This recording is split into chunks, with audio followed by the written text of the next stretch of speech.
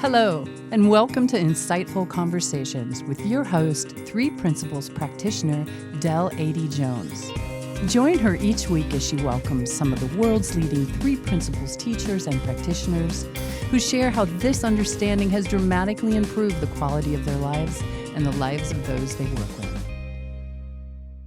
I'm very excited to have Charli Wall with me today. Charli is a mother to a wonderful 20-year-old man, a sister, a daughter, and a dog mum.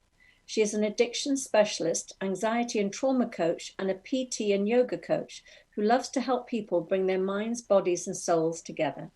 Charli primarily works with women, and some men too, who experience food or alcohol issues and who feel disconnected from themselves.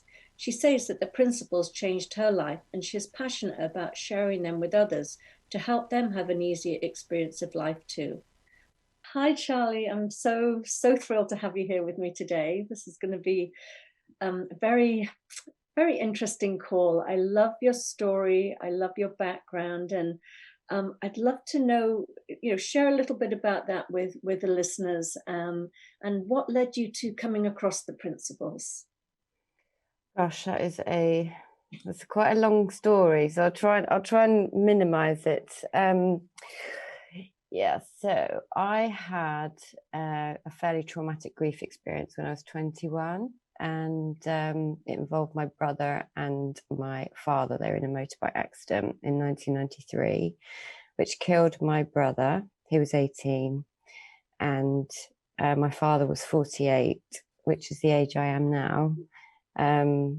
He survived, but he was very disabled.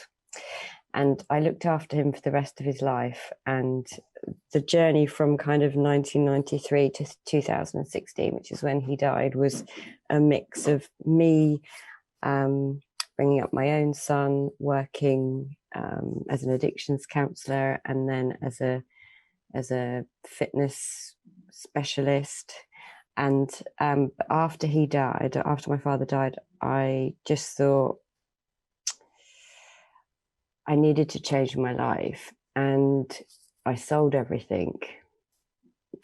Just one of those weird stories, but that's what I mean. It's a very long story, but essentially what happened was I was looking to do a coaching course, and I hadn't heard of the Three Principles. I came across a coaching course that was run by Jamie Smart, clarity coaching course, and that was my introduction. I had no idea what they were talking about, just none. But what I did know is that I was chronically anxious and suffered with PTSD, and had done for the previous kind of 23 years. So that's kind of my introduction into the principles.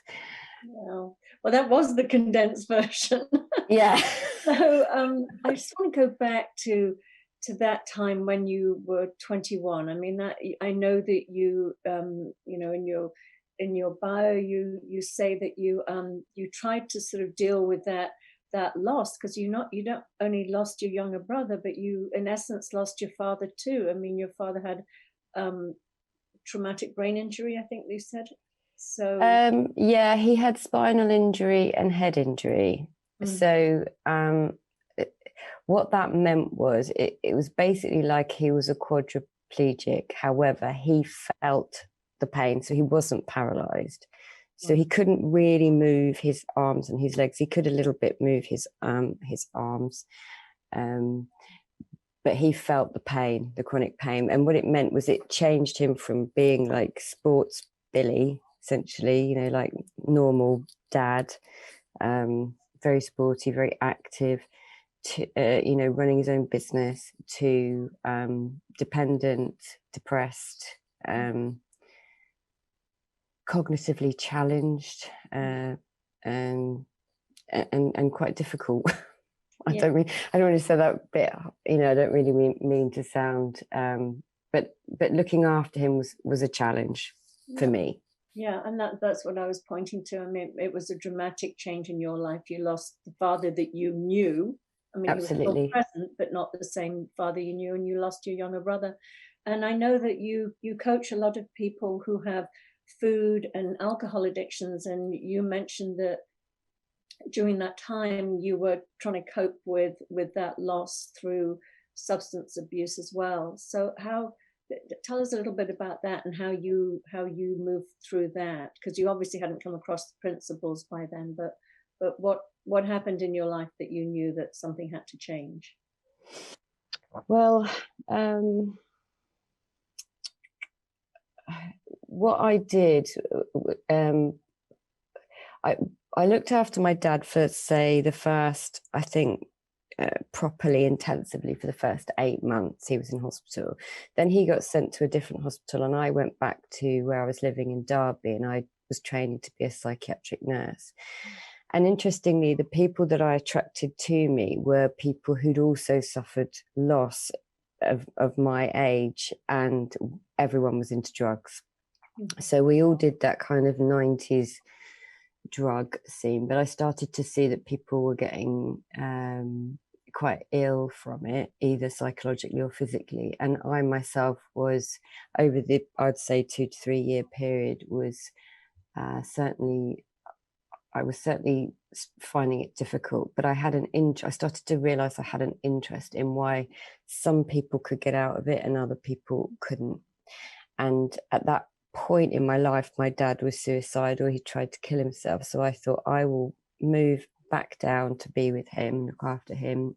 He was in Cambridge, or near Cambridge, and just got myself off. But through what I now know to be resilience, what I now know to be just strength, I guess, inner strength, but didn't really know that at the time. I just knew I had a real interest in working or understanding addiction better. So at that point, I was lucky enough to get like a training post in an addictions place in Cambridge, which is where I was living at the time. And that's how I learnt about it much more, and started working and worked my way up as a specialist. That's beautiful. And I love the way you describe addictions, that it is our innate well-being doing the best it can to self-soothe, because it knows, so talk a bit about that, because I just love how you describe that. Well, that was the thing, like when I was working in addictions myself, there was all these people coming in, they were either sort of homeless, drug addicts, they used alcohol, they used anything they could get their hands on, really. And at that time, I myself had not knowingly, but was self-soothing through either weed or drugs, or alcohol came a bit later on for me. But what I saw in my clients was that they were always, because I worked in the medical model, it was quite difficult to have this opinion, but what I saw in them was their potential. What I saw in them was that spirit, that life. They didn't see it themselves. I didn't particularly see it in myself, but I could see it in them, and I could see that that was coming from something else, like taking the drugs or drinking was always for them blocking out their pain. I didn't see that's what I was doing for myself. I can see it in retrospect, in reflection, that dealing with the trauma of everything that I went through as a young woman, that I was still going through, and I was going through with my dad and did do for many, many years. All of the things I did over the years, all the addictions I had, was always about managing my anxiety, managing my PTSD, managing the trauma of looking after my dad. It was incredibly painful for both of us. And the addictions for me range from drugs to alcohol to cigarettes to weed to exercise to working. Yeah, exactly. I think I have to go Me Too on some of those as well. Anything to sort of quell that anxiety. So okay, so that I get now, so why you specialize in working with people with alcohol and food addictions and things like that. So what was it, after you said it was after your father passed on, that you actually decided to change your life completely? And I know that you spent time in India, and And what was it when you came across the principles that stood out differently for you? Because I knew you'd been on a path searching before that. So what did you hear that was life-changing for you? Well, just to clarify one point, it's the second time actually in my life I'd changed my life completely. But that particular time, I had been to India, and I did my yoga teacher training there, sort of on a mission to understand that, you know, it's inside you, which of course I'd read, I'd heard, I'd had all the books, but it still didn't. I didn't understand it. I didn't comprehend it. And I was in the principles, I would say, for about 18 months. And all of a sudden,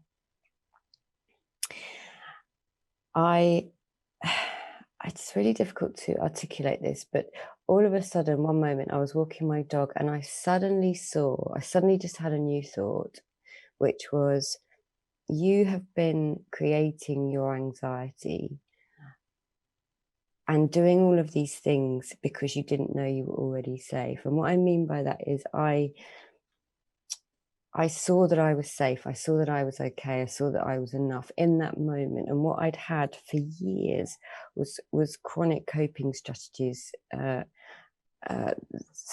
ranging from having to cut all the labels out of my clothes, to having all of the plates in order and everything on the shopping trolley in order, and, you know, just kind of little things like that.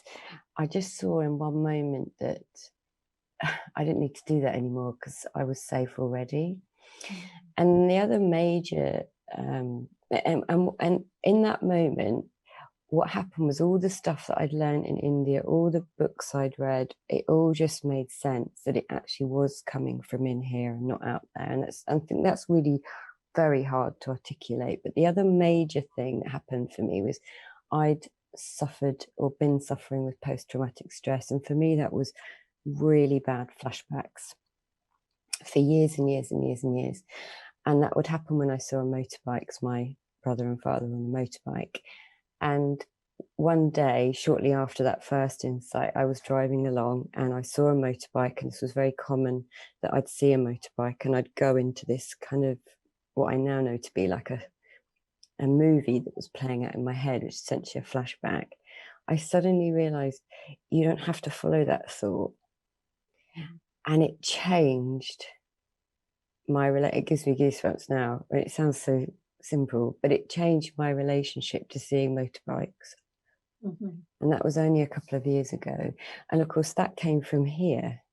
That came from a new thought.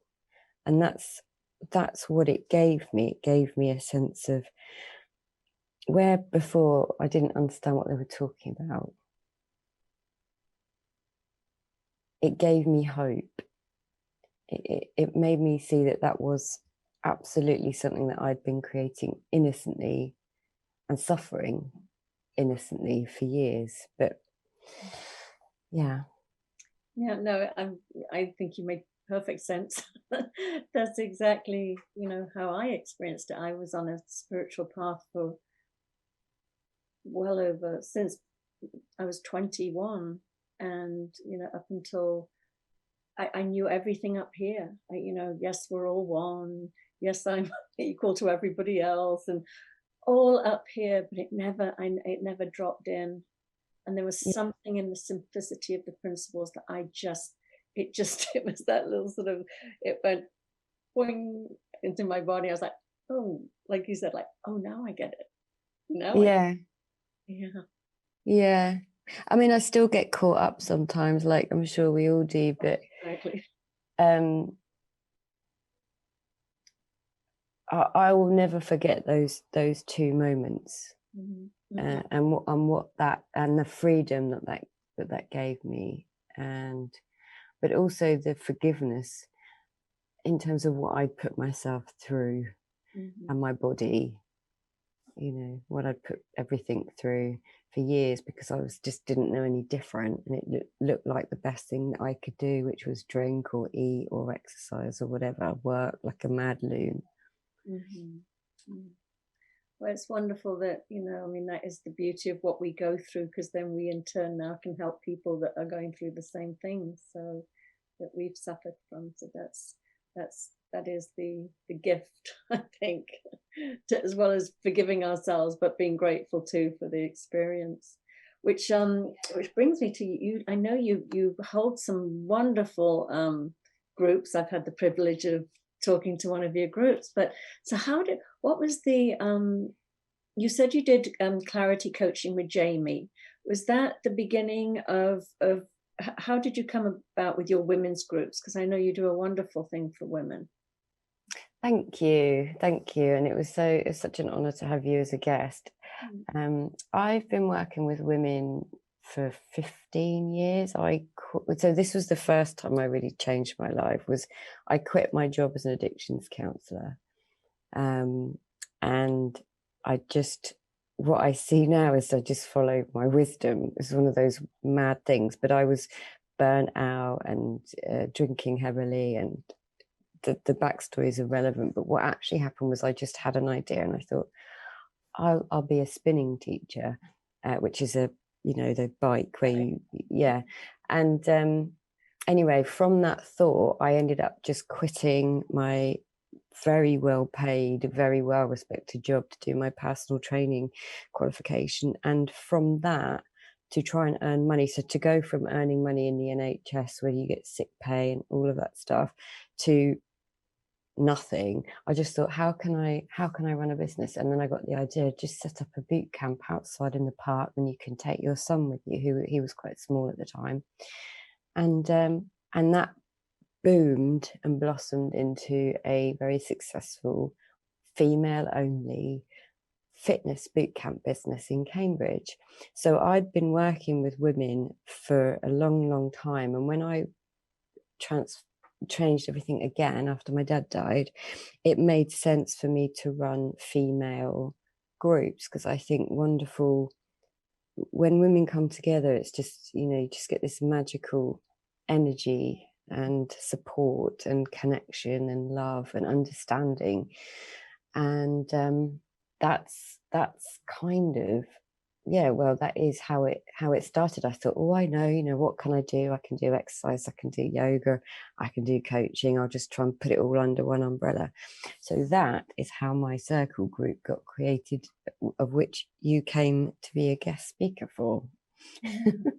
It's fabulous. I mean, it's a monthly program, but you offer so many different things in it. I mean, nutritional, exercise, coaching, support. But I agree with you. I love. I hold a couple of women's groups as well.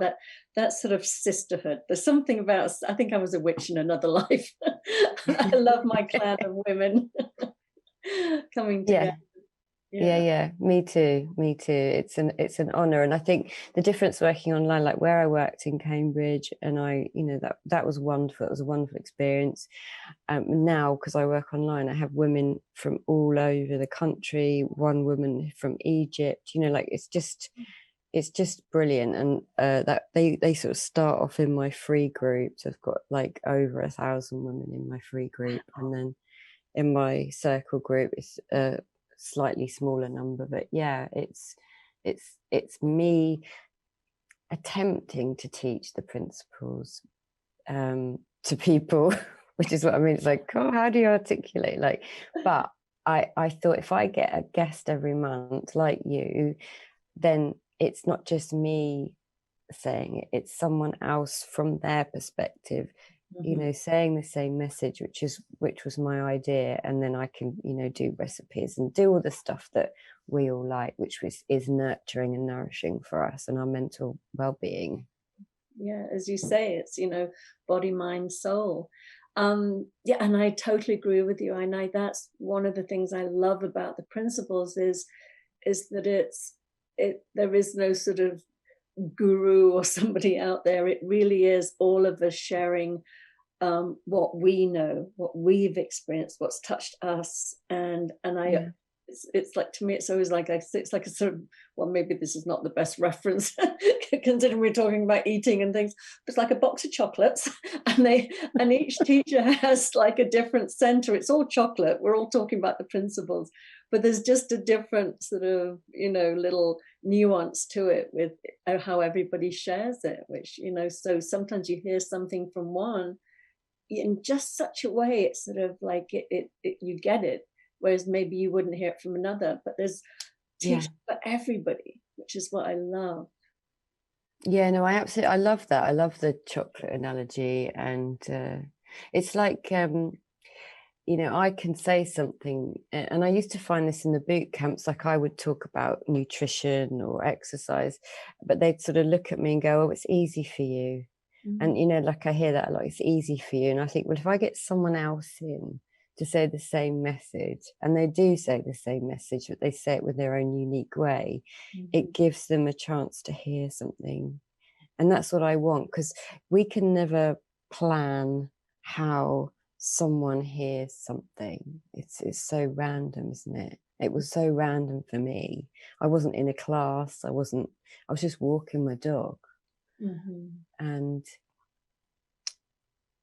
it's a gift, I think. It's a gift. I'm so lucky. I feel so lucky to have come across this. I feel so lucky to, meet people like you who have seen struggle, who have suffered and seen hope and light in life, because life can be hard. Yeah, absolutely. And it is, it's the most, it is the most rewarding.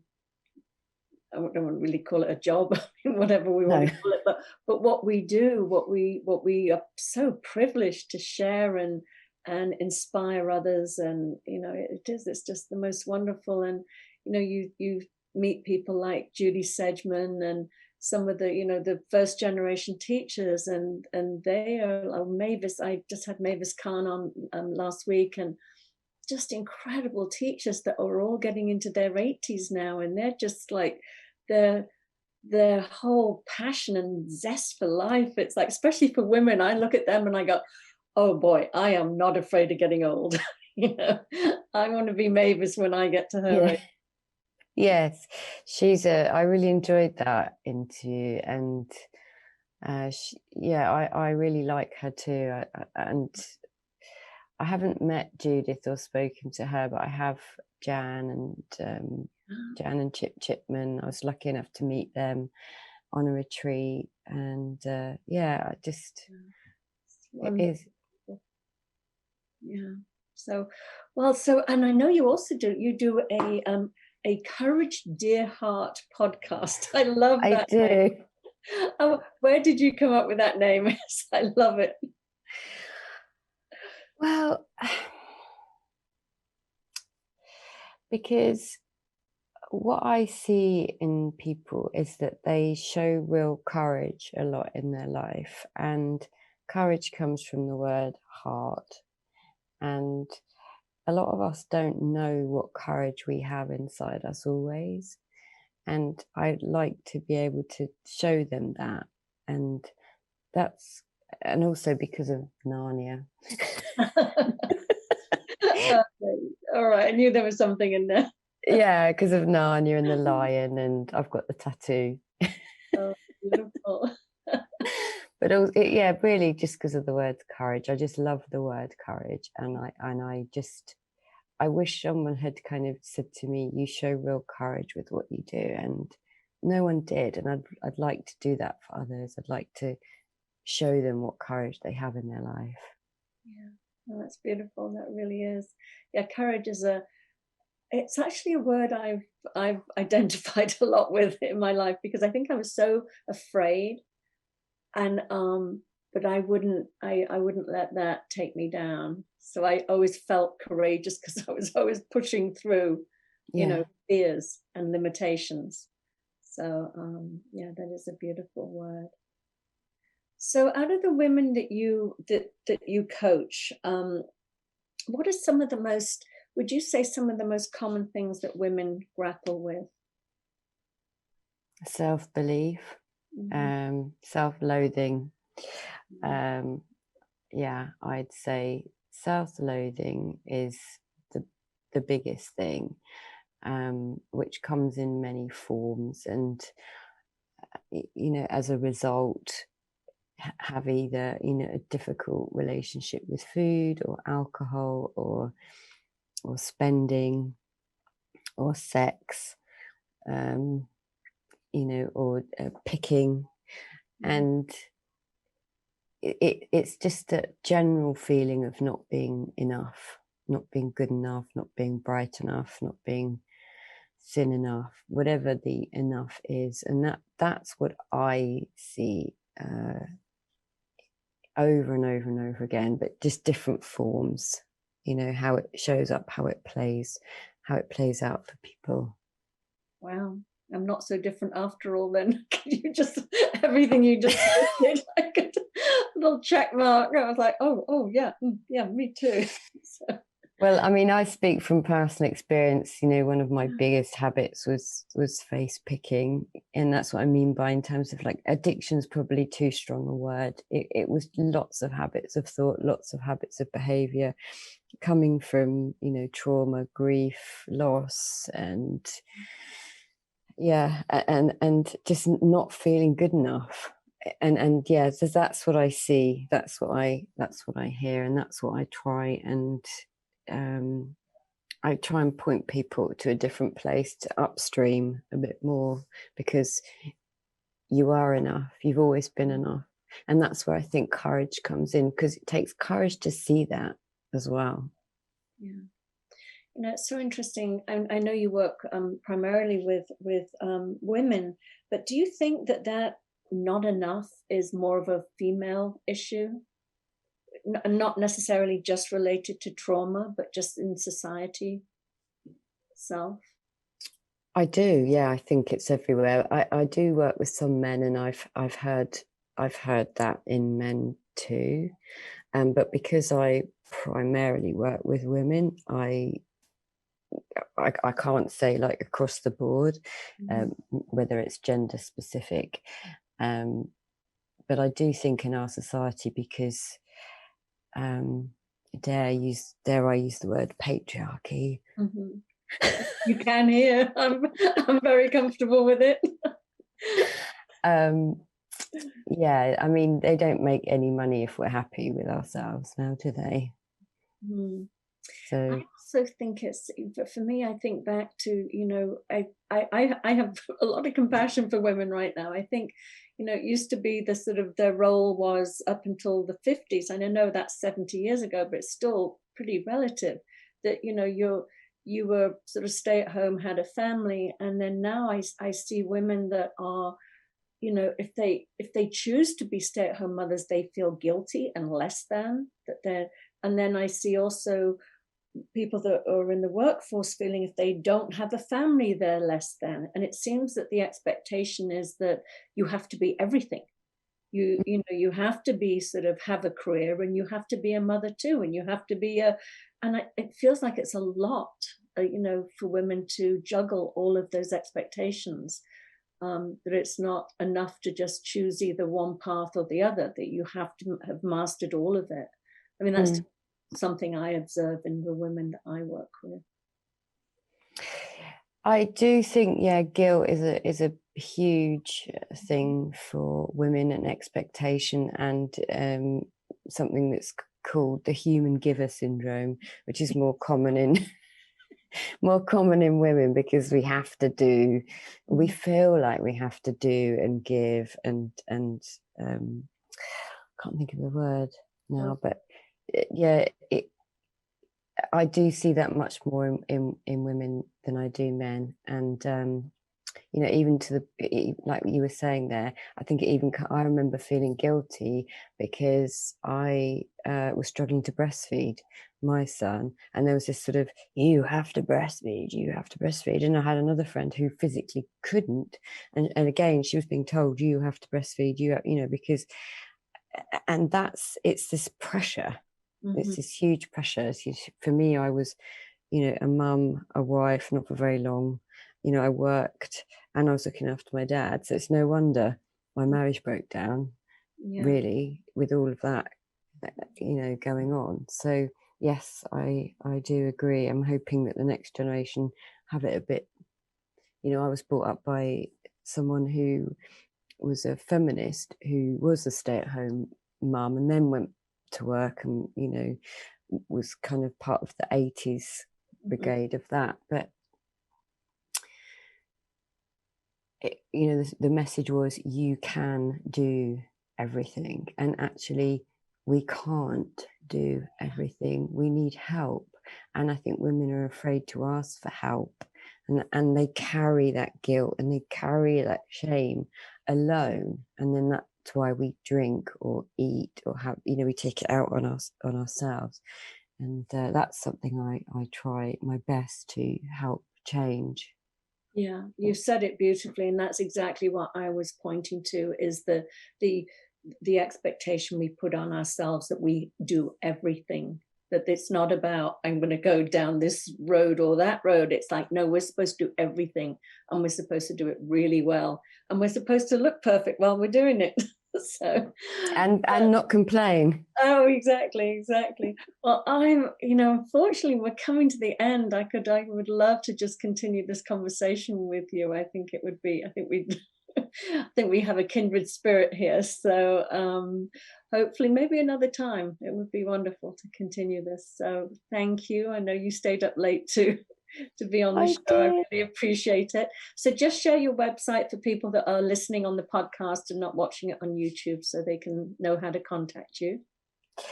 It is iamcharliwall.com, and that's CHARLI.